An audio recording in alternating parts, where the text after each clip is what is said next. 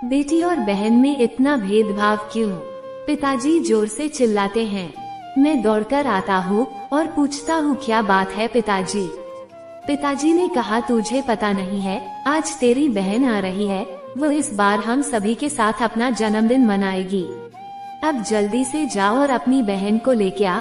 हाँ और सुन, तू अपनी नई गाड़ी लेकर जा जो तूने कल खरीदी है, उसे अच्छा लगेगा।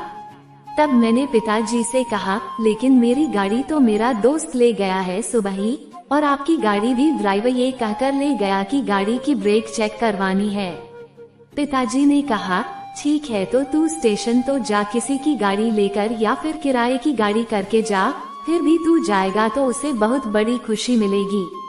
तब मैंने गुस्से में कहा अरे वो बच्ची है क्या जो आ नहीं सकेगी, आ जाएगी, आप चिंता क्यों करते हो, कोई टैक्सी या ऑटो लेकर वह घर तक आ जाएगी।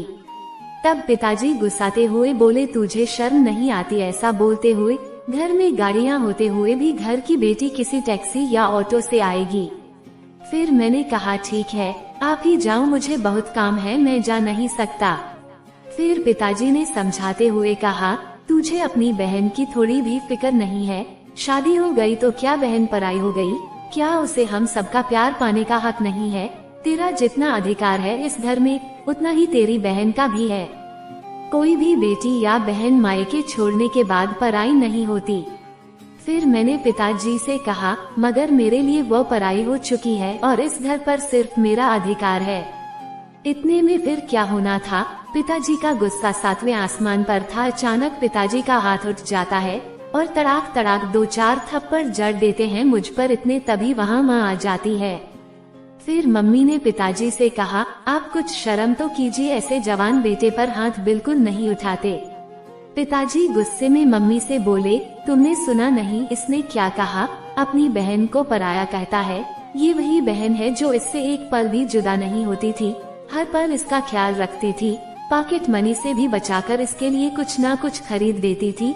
विदाई के वक्त भी हमसे ज्यादा अपने भाई से गले लगकर रोई थी, और ये आज उसी बहन को पराया कहता है। फिर मैंने मुस्कुराकर कहा बुआ का भी तो आज ही जन्मदिन है ना पापा, वह कई बार इस घर में आई है मगर हर बार ऑटो से आई है, आप कभी भी अपनी गाड़ी लेकर उन्हें लेने नहीं गए। माना आज वह तंगी में है मगर कल वह भी बहुत अमीर थी, आपको मुझको इस घर को उन्होंने दिल खोलकर सहायता और सहयोग किया है। बुआ भी इसी घर से विदा हुई थी। फिर रश्मि दीदी और बुआ में फर्क कैसा, रश्मि मेरी बहन है तो बुआ भी तो आपकी बहन है।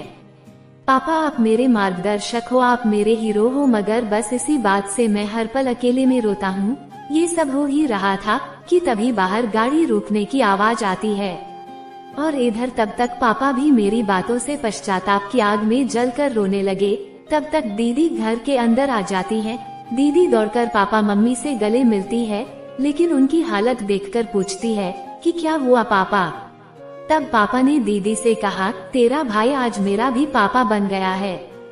फिर रश्मि दीदी मुझसे कहती है ए पागल तेरी नई गाड़ी बहुत ही अच्छी है, मैं ड्राइवर को पीछे बिठाकर खुद चला के आई हूँ और कलर भी मेरी पसंद का है।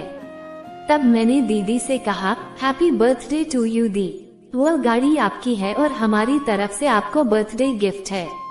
बहन सुनते ही खुशी से उछल पड़ती है कि तभी बुआ जी भी अंदर आती है। बुआ क्या भैया आप भी ना फोन न कोई खबर, अचानक भेज दी गाड़ी आपने, भागकर आई हूँ। खुशी से ऐसा लगा कि पापा आज भी जिंदा हैं। इधर पिताजी अपनी पलकों में आंसू लिए मेरी ओर देखते हैं और मैं पापा को चुप रहने का इशारा करता हूँ।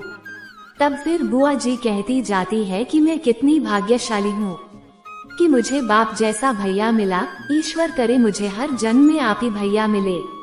पापा मम्मी को पता चल गया था कि ये सब प्रिंस की करतूत है, मगर आज फिर एक बार रिश्तों को मजबूती से जुड़ते देखकर वह अंदर से खुशी से टूटकर रोने लगे। उन्हें अब पूरा यकीन था कि मेरे जाने के बाद भी मेरा बेटा रिश्तों को सदा हिफाजत से रखेगा। मित्रों, बेटी और बहन ये दो बेहद अनमोल शब्द हैं जिनकी उम्र बहुत कम होती है, क्योंकि शादी के बाद बेटी और बहन किसी की पत्नी तो किसी की भाभी और किसी की बहू बनकर रह जाती है। शायद लड़कियां इसीलिए मायके आती होंगी कि उन्हें फिर से बेटी और बहन शब्द सुनने को बहुत मन करता होगा।